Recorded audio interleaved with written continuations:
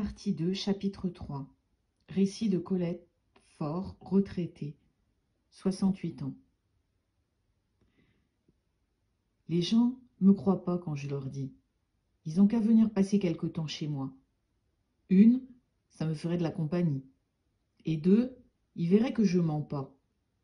Je vous défie de regarder la voie ferrée plus d'une demi-journée sans voir quelqu'un qui marche le long. Ça vous étonne, ça? Et pourtant, c'est la vérité vraie.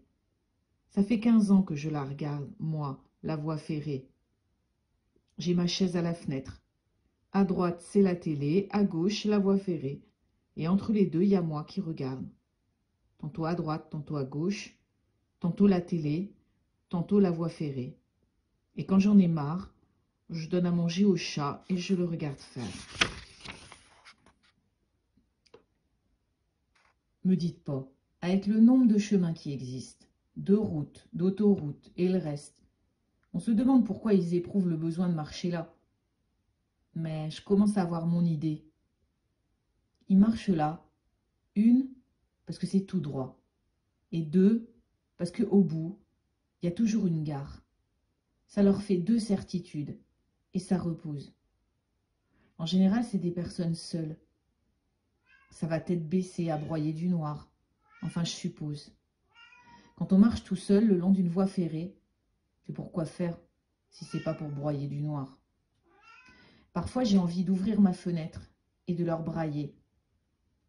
Ça s'arrangera pas votre affaire. Couchez-vous plutôt sur le rail. Le prochain passe dans 5 minutes. Vous serez tranquille comme ça. Ça me fait rire toute seule. Je suis pas méchante, juste un peu taquine. On se distrait comme on peut.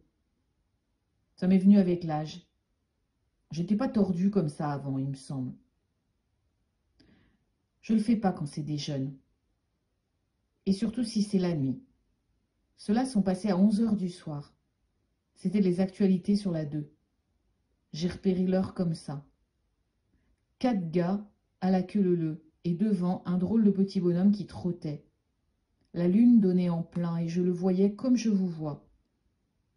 Imaginez un gamin avec une veste des années 50, boutonnée au milieu, et vous avez le tableau. Il faisait 3 pas quand les autres en faisaient 1, et il se dandinait comme un pingouin sur la banquise. 100 mètres derrière, en voilà un 6e qui en porte un autre sur son dos. J'ai attendu un peu, des fois qu'il en serait arrivé d'autres, mais non, c'était les derniers. Le défilé était terminé.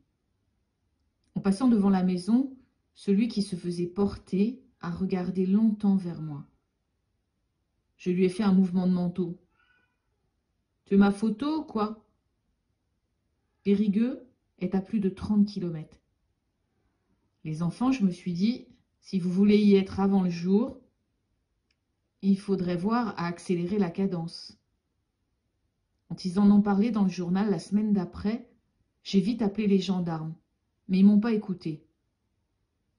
Une, parce qu'ils avaient déjà retrouvé les gosses. Et deux, parce qu'on m'écoute jamais, moi.